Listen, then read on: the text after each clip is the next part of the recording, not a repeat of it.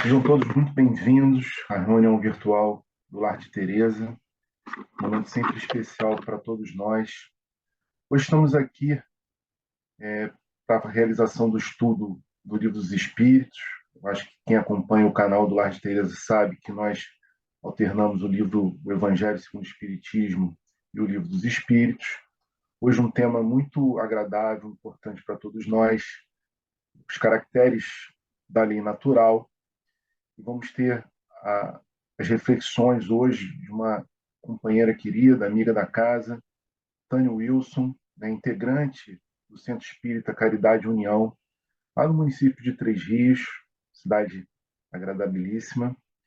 Queria convidar a Tânia para suas considerações, suas palavras iniciais. Tânia.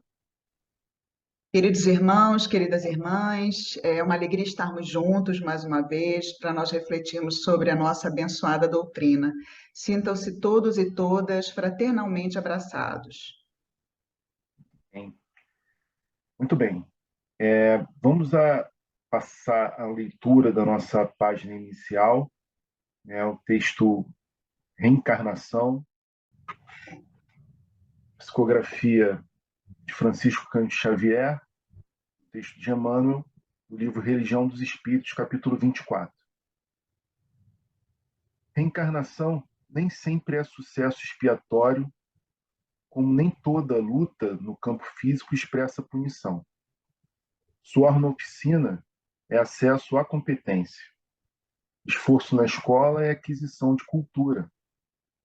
Porque alguém se consagre hoje à medicina, não quer isso dizer que haja ontem semeado moléstias e sofrimentos. Muitas vezes, o espírito, para senhorear o domínio das ciências que tratam do corpo, voluntariamente lhes busca o trato difícil no rumo de mais elevada ascensão. Porque um homem se dedique presentemente às atividades da engenharia, não exprime semelhante escolha essa ou aquela dívida do passado na destruição dos recursos da terra. Em muitas ocasiões, o espírito elege esse gênero de trabalho, tentando crescer no conhecimento das leis que regem o plano material, em marcha para mais altos postos na vida superior. Entretanto, se o médico ou o engenheiro sofrem golpes mortais no exercício da profissão a que se devota, de certo nela possuem serviço reparador que é preciso atender na pauta das corrigendas necessárias e justas. Toda restauração exige dificuldades equivalentes. Todo valor evolutivo reclama serviço próprio. Nada existe sem preço. Por esse motivo, se as paixões gritam jungidas aos flagelos que lhes extinguem a sombra, as tarefas sublimes fulgem ligadas às renunciações que lhe acendem a luz. À vista disso, não te habitues a medir as dores alheias pelo critério de expiação, porque quase sempre almas heróicas que suportam o fogo constante das grandes dores morais, no sacrifício do lar ou nas lutas do povo, apenas obedecem aos impulsos do bem excelso, a fim de que a negação do homem seja bafejada pela esperança de Deus. Recorda que se fosses arrebatados ao céu, não tolerarias o gozo estanque, sabendo que teus filhos se agitam no torvelinho infernal. De imediato, solicitarias a descida aos tormentos da treva para ajudá-los na travessia da angústia. Lembra-te disso e compreenderás, por fim, a grandeza do Cristo, que, sem débito algum, condicionou-se às nossas deficiências, aceitando para ajudar-nos a cruz dos ladrões, para que todos consigamos, na glória do seu amor, soerguer-nos da morte no erro a bênção da vida eterna. Emmanuel. Vamos à nossa prece inicial, agradecendo a Deus, nosso Pai, Senhor da vida, pela oportunidade de estarmos aqui. Agradecer a Jesus, Mestre querido, por sua companhia e rogar aos bons amigos do plano espiritual, aos benfeitores dessa casa que nos abriga, Lar de Teresa, que conduzam esse encontro, inspirando a todos nós, especialmente nossa irmã Tânia, para as reflexões que serão feitas a partir de então. Que assim seja, graças a Deus. Quero passar a palavra à Tânia, nossa companheira, para que traga a partir de então suas reflexões sobre o tema proposto. Tânia. Obrigada. Vamos então dar início ao estudo de hoje. Nós hoje entramos no Livro dos Espíritos, na terceira parte, que é a parte das leis morais. Vamos iniciar o capítulo 1º, que fala da lei natural. É um capítulo todo voltado para as leis que regem a nossa vida em termos de causas e consequências, ou ação e reação. E, no meu entendimento, é um dos capítulos mais interessantes, porque ele fala bem de perto a nossa vida cotidiana, ao aproveitamento da nossa existência. E hoje nós vamos ver em especial as questões 614 a 618 do capítulo 1 da terceira parte, que fala dos caracteres da lei natural. Então, são questões introdutórias em que Kardec pergunta aos espíritos sobre as características da lei de uma maneira geral. São questões, aparentemente poucas questões, mas são questões muito profundas, e eu agrupei em termos de ideias principais, porque alguns conceitos que Kardec trabalha numa determinada questão, também ele vai trazer em outra, dentro desses itens que foram aqui selecionados e que são alvo da nossa reflexão. Então, Kardec inicia perguntando o que é a lei natural? E os espíritos respondem simplesmente que é a lei de Deus.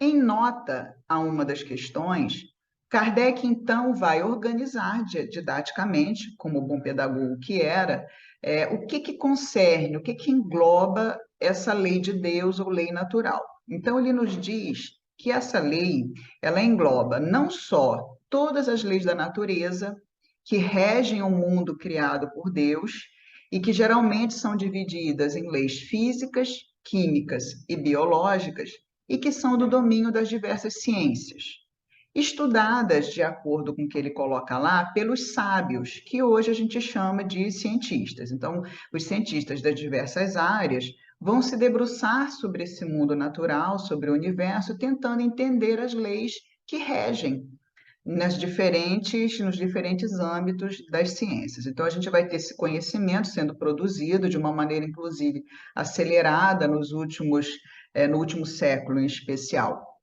E também nós temos as leis morais. Quando a gente fala de leis morais dentro da lei divina, da lei natural, essas leis morais dizem respeito à seguinte questão: como agir perante o outro, como agir perante nós mesmos, como agir perante Deus. Então, é um conjunto de leis em que o homem é considerado em si mesmo e nas suas relações com esse grande outro, que a gente chama de Deus, ou fonte suprema de todo o bem, e nossos semelhantes, incluindo aqui também, além dos semelhantes, claro, a natureza. E Kardec acrescenta, os espíritos, e Kardec comenta, que se o homem, se o cientista, se o homem sábio se debruça sobre as leis do mundo natural, as leis físicas, químicas, biológicas, o homem de bem procura estudar e praticar essas leis morais. Claro que uma coisa não exclui a outra. A gente pode ter homens de bem que se debruçam sobre as leis morais e sobre as leis naturais, e vice-versa, cientistas que se debruçam sobre as leis naturais e também, claro, são homens de bem que procuram estudar e praticar as leis morais. Então, vejam a importância desse capítulo e dessa parte inteira do Livro dos Espíritos para a nossa vida. Porque uma vez que nós sabemos, pela doutrina espírita, que a gente reencarnou nesse processo de evolução para fazermos o melhor, aproveitarmos a nossa existência, as nossas experiências, as nossas vivências, para o desenvolvimento das nossas virtudes, para o trabalho com os nossos defeitos, com as nossas imperfeições, é muito importante que a gente reflita com profundidade sobre essas leis, porque elas implicam no nosso processo de evolução de maneira bem direta. Dentro das características dessa lei, das leis, não só as leis do mundo natural, como também as leis morais, os espíritos acrescentam que as leis de Deus são eternas e imutáveis, porque são perfeitas como Deus. Então, há uma harmonia no universo material e moral que se funda nas leis estabelecidas por Deus desde toda a eternidade. Ao contrário do que acontece com as leis humanas. Nós sabemos que as leis humanas, elas são culturais e elas são históricas. Dependem de uma determinada cultura e dependem de um determinado tempo dentro da nossa linha evolutiva. Então, o que é hoje considerado moral numa sociedade como a brasileira, há 50, 60, 100 anos atrás, era visto de outra maneira. Então, a lei humana, a moral humana das sociedades humanas, ela vai se modificando de acordo com com o próprio progresso da sociedade, dos costumes, do entendimento que nós vamos tendo também dessas leis no sentido mais amplo. Hoje, no Ocidente, principalmente, a Declaração Universal dos Direitos Humanos é um conjunto de prescrições, de normas que mais se aproxima daquilo que a gente entende sobre como leis morais ou lei divina, como a gente vai ver. Então, o conjunto desses direitos humanos, eles são o que mais se aproxima do que a gente entende sobre a lei de Deus no ponto de vista moral. E eu vou dar um exemplo em relação aos Estados Unidos, que no século passado, no início do século passado, havia uma segregação racial que era regulado por leis nos Estados Unidos. Então, casamentos interraciais eram proibidos, a frequência dos negros em escolas de branco era proibido. Então, isso era regulado como uma lei, uma norma. E isso era moralmente bem visto na época. À medida que as pessoas foram evoluindo, que os costumes foram progredindo, que as pessoas observaram que isso, na verdade, era uma segregação e não uma norma de uma convivência que regulasse em termos de interesse comum, isso foi modificado, foi derrubado através de movimentos sociais, de líderes étnicos que se posicionaram e acabou se mudando essa normativa para uma normativa mais fraterna, mais abrangente, mais inclusiva. Então, a lei humana, ela se modifica. Nós temos ainda que melhorar muito, inclusive, nesse sentido. Vejam no Brasil de hoje, se a gente pegar a população LGBTQIAP+, hoje há uma regulamentação via Supremo Tribunal Federal que anos atrás não existia, que dá direito ao casamento homoafetivo, que dá direito à adoção de crianças por casais homoafetivos. Isso é um progresso que há alguns anos atrás não existia. Então, por esse lado, a gente vê que a nossa lei, a nossa moral, ela vai se modificando e pretende-se que essa modificação seja sempre para melhor, enquanto que a lei de Deus, ela é eterna e imutável. Eu trago aqui duas frases de Jesus que nos ajudam a entender um pouco essa questão. Em João, capítulo 8, versículo 32, Jesus falou uma frase que é muito conhecida, que diz assim: Conhecereis a verdade e a verdade vos libertará. Nessa frase de Jesus, o que ele chama aqui de verdade é a lei de Deus, que é a verdade. Só que para nós conhecermos essa verdade em profundidade, nós temos que estudar essa lei. E como diz a mensagem inicial de Emmanuel, que é sobre a reencarnação, uma existência só não basta para nós nos aprofundarmos nas leis divinas. Por isso que nós vamos, através das nossas diversas existências, modificando a nossa conduta perante o outro, perante nós mesmos, perante Deus e a natureza, porque vamos nos aprofundando nessas leis. E também em Lucas, no capítulo 23, versículo 34, no finalzinho da existência corporal, no alto da cruz, Jesus diz: Pai, perdoa-lhes porque não sabem o que fazem. Então, Jesus quis mostrar aqui que as pessoas que naquela época estavam envolvidas naquele processo de crucificação não entendiam ainda a lei e não tinham dimensão das consequências daquelas escolhas, daquilo que realmente estavam fazendo, do significado daquele evento do qual estavam participando de uma maneira negativa. Então, nessas duas frases, Jesus nos pontua que há uma referência para a nossa evolução, que é a verdade é a lei divina, e que muitas vezes nós erramos por desconhecimento da lei. Daí a importância de nós estudarmos, nos aprofundarmos, questionarmos, não só as nossas leis humanas, mas também a nossa conduta individual. Na questão 614, há uma frase que ela chega, no meu entendimento, a ser poética, e eu gosto muito dessa colocação, em que os espíritos dizem que a lei divina é a única verdadeira, olhem aqui a questão da verdade, para a felicidade do homem. Indica-lhe o que fazer ou deixar de fazer, e ele só é infeliz quando dela se afasta. Vou repetir: lei divina é a única verdadeira para a felicidade do homem.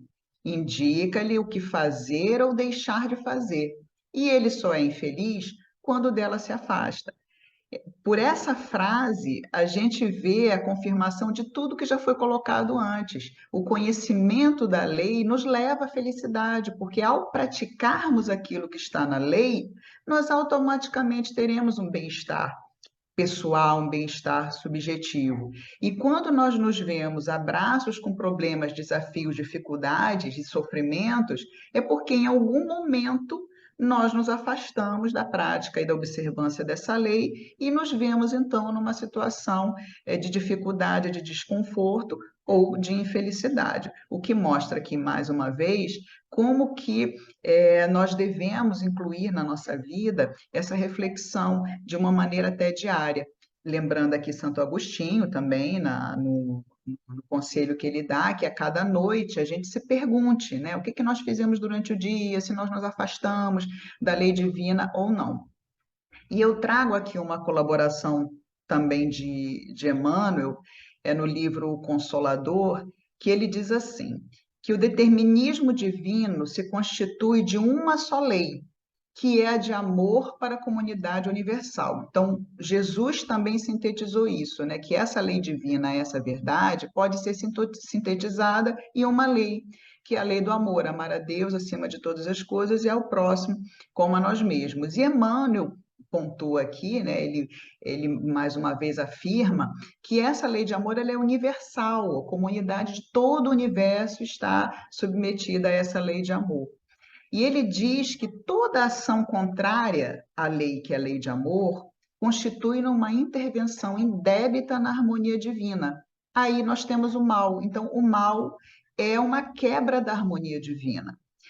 E o resgate seria, então, a recomposição dessa harmonia dentro da lei.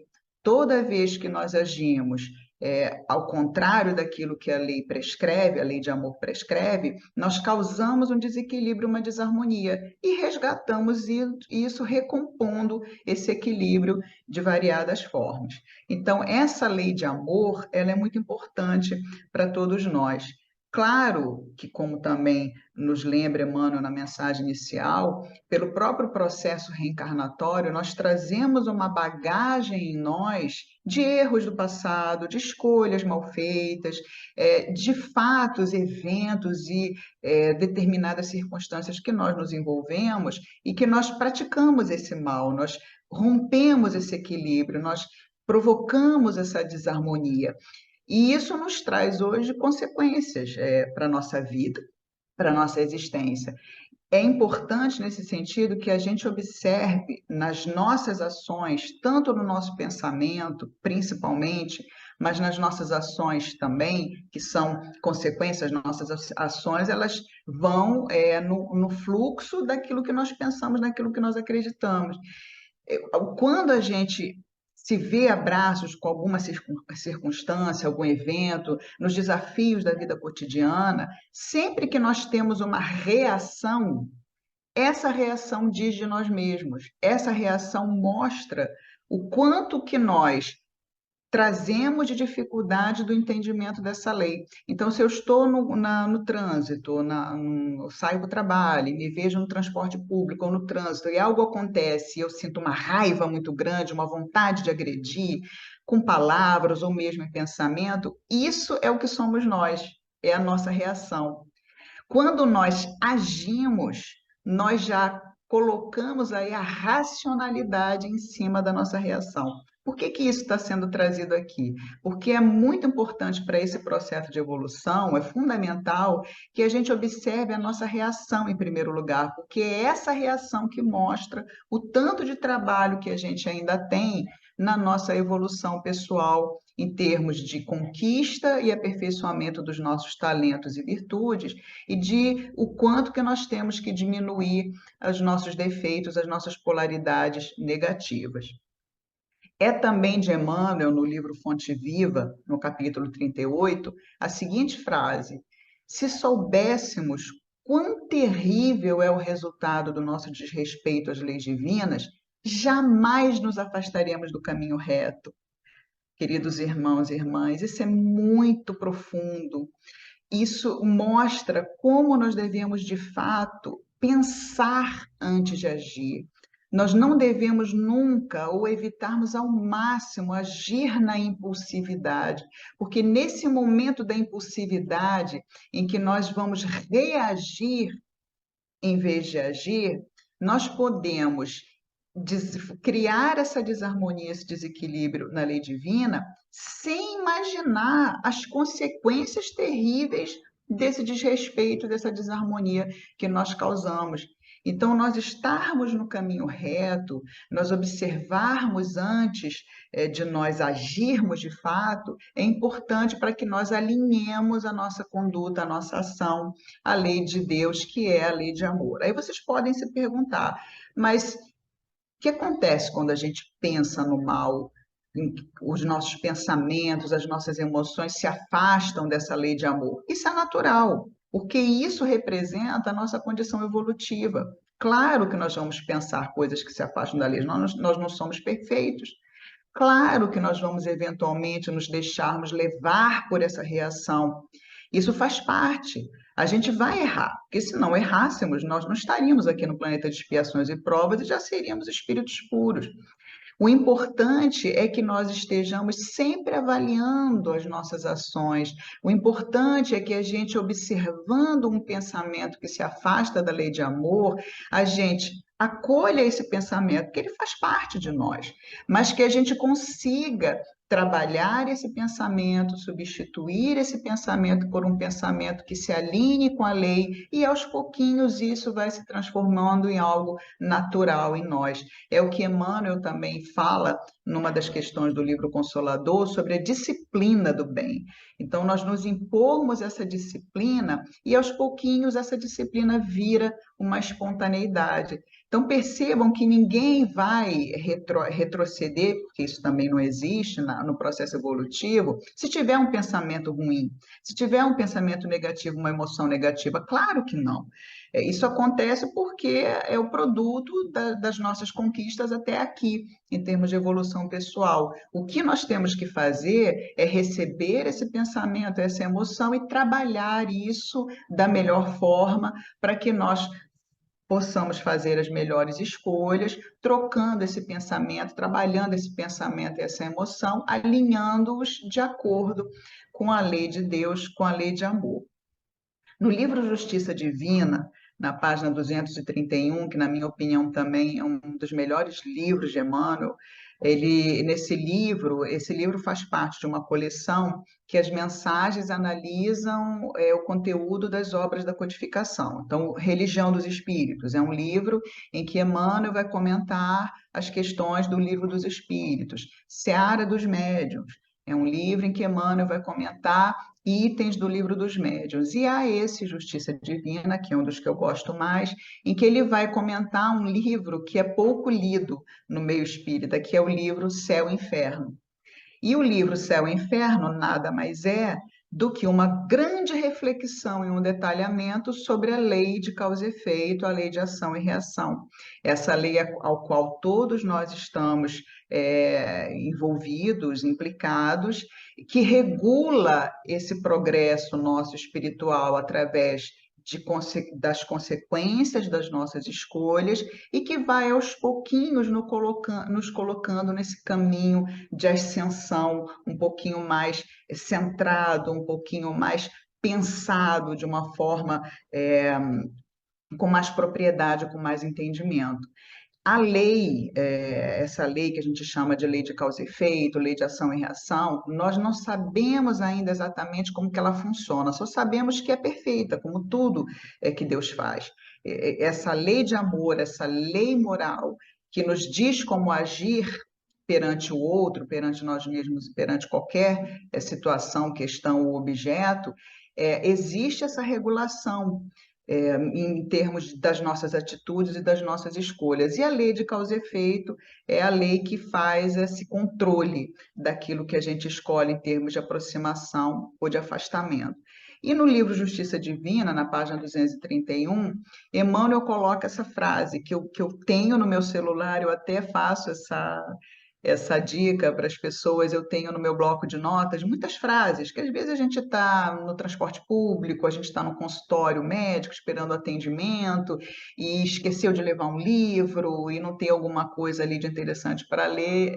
Eu gosto de resgatar essas frases espíritas do meu bloco de notas e ficar refletindo quando eu tenho algum tempo.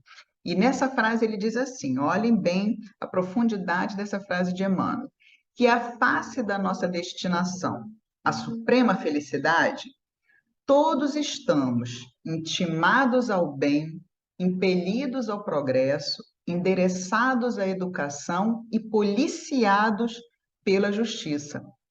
Vejam aqui os termos que ele usa: destinados à felicidade, intimados ao bem, impelidos ao progresso, endereçados à educação e policiados pela justiça. Então, esse processo, que é um processo que leva, lógico, mais de uma existência e que nós ainda estamos a caminho, ele é um processo perfeito, que age sem que a gente se dê conta disso. À medida que nós formos estudando mais, nos aprofundando nas leis de Deus, fazendo melhores escolhas, nós vamos cada vez mais nos aproximando dessa suprema felicidade que Emmanuel fala aqui. Então, progresso. O caminho é a educação, a estratégia é o bem, é o alinhamento com a lei de amor. Isso nos levará à suprema felicidade. E Emmanuel também lembra as pessoas que passam, que nos assistem e que passam por algum sofrimento muito profundo, que a justiça da paz nos alcançará, como já nos alcançou a justiça para o resgate. Aliás, corrijo-me, é uma frase de Joana de Ângeles e não de Emmanuel. Então, o que Joana fala aqui? Que quando nós nos vemos a braços com uma situação, um sofrimento muito doloroso, ali é o resgate, é a recomposição da harmonia e do equilíbrio divino que está acontecendo na nossa jornada evolutiva. E que quando esse resgate estiver completo, a justiça da paz nos alcançará. Olhem também que ideia bonita, essa ideia que Joana de Ângeles nos traz. E para nos encaminharmos para o finalzinho da nossa reflexão, vem o famoso e agora José e agora Maria. O que isso tudo tem a ver conosco? Que exemplo pode ser trazido aqui, um exemplo de vida que nos ilustre tudo isso que foi discutido sobre os caracteres da lei natural? Claro que nas questões subsequentes, outras questões serão trazidas e que vão detalhar um pouquinho mais isso que Kardec, nessas questões introdutórias, coloca apenas de uma maneira abrangente. Então, eu trago um caso que é bastante conhecido, de um livro de Ivone Pereira, que eu gosto muito, que eu costumo indicar bastante nas minhas falas, que é o livro Nas Voragens do Pecado. Esse livro conta a história da família Bretencourt de La Chapelle e de Luigi Narbonne. E, sintetizando, eu recomendo a todos a leitura. É um livro que mostra a época em que havia o conflito entre protestantes e católicos na França. que culminou um dos eventos desse conflito, um dos eventos mais dolorosos foi a Noite de São Bartolomeu, em que vários protestantes foram assassinados, e que dentro dessa época em que aconteceu a Noite de São Bartolomeu, essa família Bretencourt de La Chapelle, que era uma família do interior, de uma localidade do interior da França, todos protestantes, uma família muito honrada, o patriarca da família era alguém muito respeitado na comunidade por ser uma pessoa muito bondosa, muito humana, protestantes. Então, naquela época, vistos por algumas pessoas da sociedade como inimigos, porque a França se pretendia católica. Luís de Narbonne vai ser uma pessoa, então, que investe uma posição de justiceiro e ele resolve também terminar com a vida, extinguir a vida das pessoas que se opunham ao catolicismo. E ele vai, num determinado momento, ele vai à procura dessa família, que se ele não fosse à procura, poderia ficar lá vivendo tranquilamente, que ninguém notaria, porque não era em Paris, não era num grande centro francês, então a família, não fosse ele ir atrás da família, a família não causaria nenhum prejuízo aos católicos, nem à causa católica, mas ele acaba reunindo um grupo de soldados e indo à procura dessa família para exterminá-la. E quando ele chega lá, ele realmente mata todos eles, os soldados, crianças, idosos, esse patriarca, que era uma pessoa muito humana, ele mata todo mundo e vai embora, só deixando ali talvez alguns serviçais que conseguiram fugir e se esconder. Mais uma jovem de 18 anos, filha dessa família, né, pertencente a essa família, filha desse patriarca muito generoso, que era Ruth Bretencourt de La Chapelle. Ela havia ido passar o fim de semana ou alguns dias na casa de amigos e ela escapa dessa mortandade, né, desse homicídio coletivo. E ela tem a oportunidade naquele momento, vejam só aqui o que a vida de Ruth vai nos mostrar. Mas não só nesse livro, outras obras subsidiárias também nos mostram casos semelhantes. Naquele momento, queridos irmãos e irmãs, a Ruth teve a oportunidade de perdoar Luís de Narbonne, e perdoando, ela estaria agindo de acordo com a lei de amor, estaria mantendo a harmonia da lei divina, fazendo uma escolha alinhada com a lei e teria dado um salto na evolução, prosseguido na evolução espiritual. No entanto, naquele momento, o que Ruth faz? Ruth resolve se entregar à reação, e a reação dela foi uma reação de ódio, claro, de raiva do agressor, e de vingança também.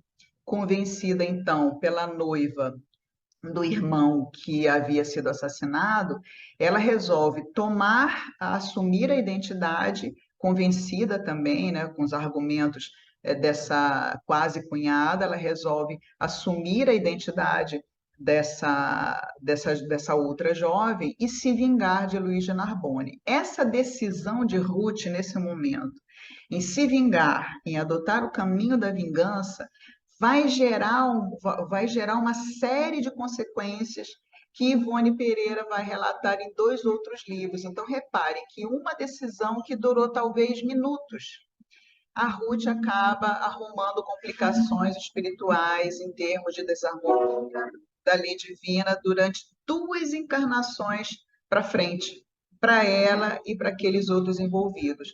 Também Luís de Narbonne, claro, apesar dele achar na época que o que ele fazia era atender a um movimento que seria a vontade do Cristo, de Jesus, que aquilo fosse feito, né? Quer dizer, na cabeça dele ele agia acreditando nisso. Claro que ele também, ao assassinar pessoas inocentes em função de uma discriminação religiosa, ele também acaba tendo que assumir as consequências dos seus atos, das suas escolhas, mas juntos, tanto Ruth quanto Luís, os dois acabam se envolvendo aí para duas existências à frente, num processo de resgate das suas escolhas equivocadas. E isso nos traz essa mensagem muito importante. Vejam hoje, no momento de vida em que vocês se encontram. Analisem se vocês estão quase tomando uma decisão que vai trazer um prejuízo muito grande para vocês ou para as pessoas à volta de vocês.